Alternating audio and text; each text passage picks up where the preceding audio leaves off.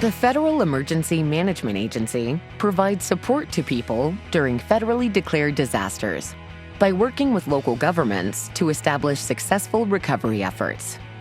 This includes assistance programs for disaster survivors, which have costs shared by federal, state, and tribal governments.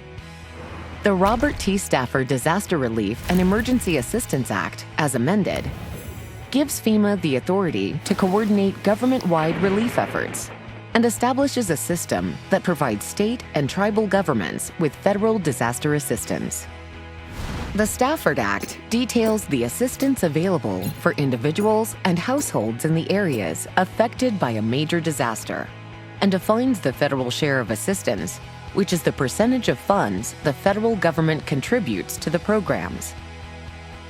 Other needs assistance, critical needs assistance, and transitional sheltering assistance are 3 specific programs where costs are shared between the federal government and the state or tribal government. The federal share is 75%, and the non-federal share is 25% for these programs.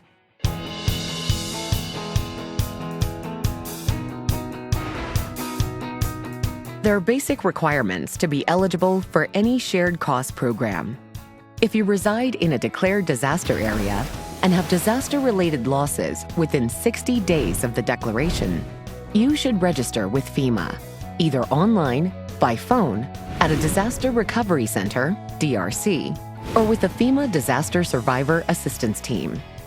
During registration, the information you provide will determine what program referrals you will receive.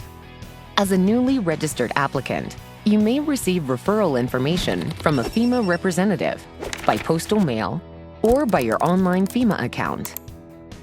Assistance may include a referral to the Small Business Administration, SBA, for a low-interest loan for an amount that may be more than FEMA financial assistance.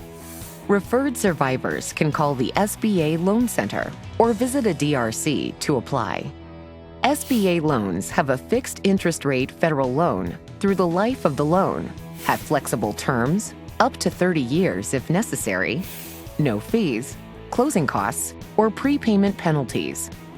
SBA will ask the applicant for available collateral, but will not decline a loan for lack of collateral. After registration, eligible disaster survivors are able to receive FEMA's individual assistance if they meet the following criteria. You have losses in an area that has been declared a federal disaster area by the President. You have damages, expenses, or serious needs as a result of a declared disaster, which are not covered by insurance or any other source. You, or someone who lives with you, is a United States citizen, a non-citizen national, or a qualified alien.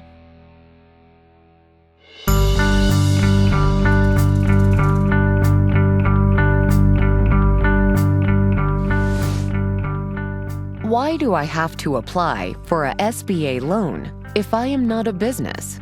I don't want a loan I can't pay back. The SBA has loans available for both businesses and households affected by the disaster, and you may have received a referral based on income information provided to FEMA during your registration. You don't have to apply for a SBA loan, but this may delay or prevent your referral to other assistance types or programs. You can speak with the SBA representative about your situation at 1-800-659-2955 or TTY 1-800-877-8339. Remember, you are not obligated to take the loan. If you were denied the loan, you may be referred back to FEMA to address other needs.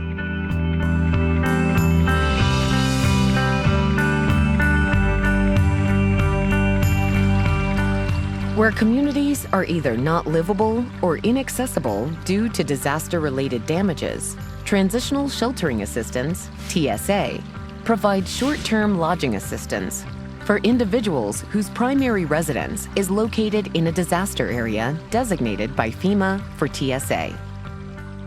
Under TSA, you may be eligible to stay in a participating hotel or motel for a limited period of time and have the cost of the room and taxes covered by FEMA. These costs are paid directly to the participating hotel or motel. FEMA does not cover the cost of incidental room charges or amenities, such as telephone or room service, or paid services such as internet, movies, or dry cleaning. The initial period of assistance will be 5 to 14 days from the date of TSA implementation. TSA is not automatically available for a disaster, as FEMA and the state or tribal government will assess housing resources in and around the damaged area first, before TSA is requested. TSA is only approved for eligible displaced applicants and is meant to be temporary while you are working to move to more sustainable housing.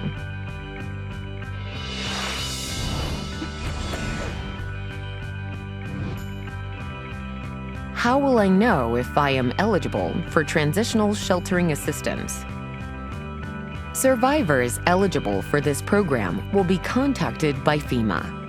If you are contacted, you can find a list of hotels participating in the TSA program by visiting FEMAevachuhotels.com. Please remember, TSA is not available in every declared disaster.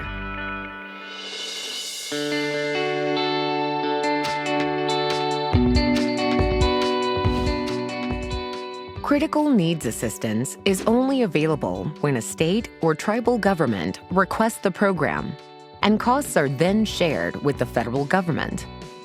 Critical needs assistance provides a one-time, fixed monetary award provided to use for immediate disaster-related needs for critical items such as water, food, first aid, medication, infant needs, personal hygiene items, and fuel for transportation.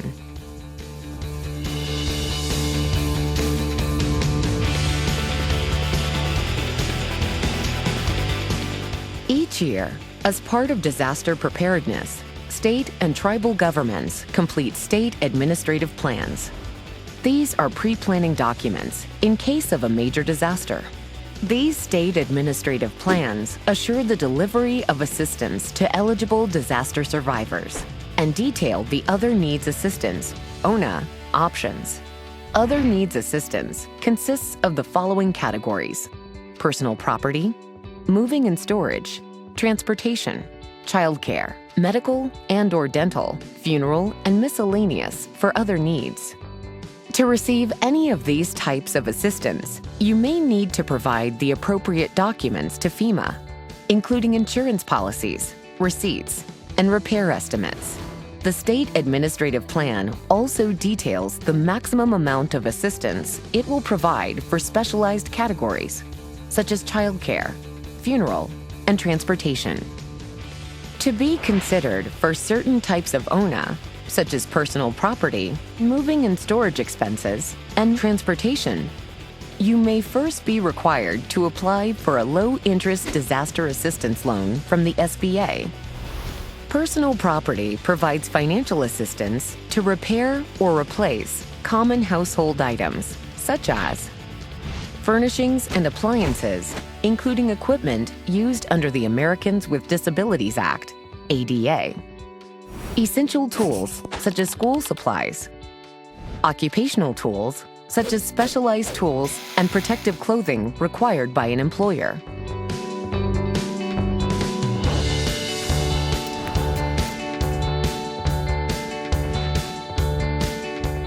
Do I need to clean up my damaged residence before the inspection? My property is flooded, and the furniture and rugs are soaked in water.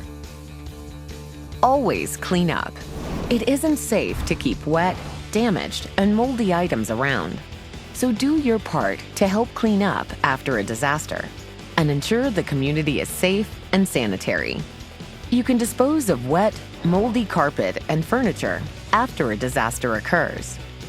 The FEMA home inspector does not need to see it during the inspection. They are trained to accurately determine damage without having to see the items you dispose of during cleanup. Moving and storage provides financial assistance to relocate and store personal property from your damaged home, to avoid additional damages, and to return your property back to your home when the repairs are complete. Transportation provides financial assistance to repair or replace a vehicle damaged by the disaster. Childcare provides financial assistance to pay for expenses incurred for disaster-related childcare by licensed providers. Expenses include childcare costs for children ages 13 and under, or children ages 14 up to 18 with a disability. This program was implemented as part of the Sandy Recovery Improvement Act of 2013. Medical and dental provides financial assistance to pay for uninsured disaster-related expenses, including hospital and ambulance services, and the replacement or purchase of dental items and medication.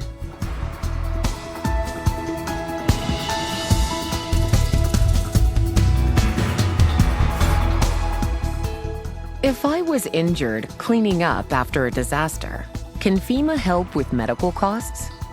If you can provide information from a medical provider that the injury was disaster-related, along with receipts for medical care or devices, such as a wheelchair or crutches, FEMA may be able to assist with uninsured medical care.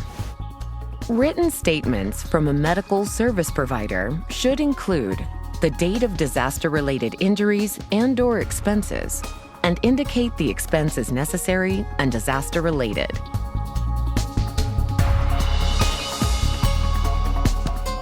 Funeral assistance provides financial help for disaster-related funeral expenses.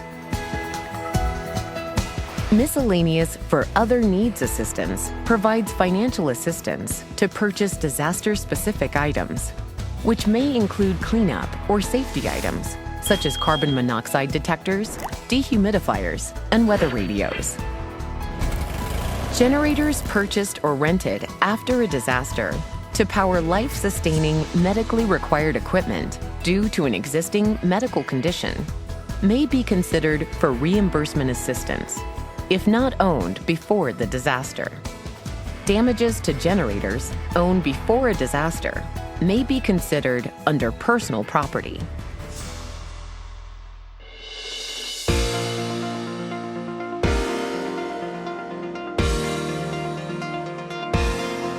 The Federal Emergency Management Agency works to provide the best possible support to the American people in times of disaster.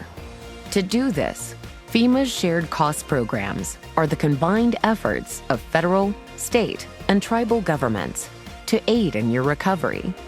Remember, there can be different programs available during disasters, and what you may qualify for may differ from what others receive from FEMA. The best practice is to always apply for disaster assistance. You may discover damage later, after the registration period ends, or your insurance may be denied or does not provide enough coverage. Working together, we can recover and build a stronger, more resilient nation. For information on shared cost programs, visit disasterassistance.gov or FEMA.gov.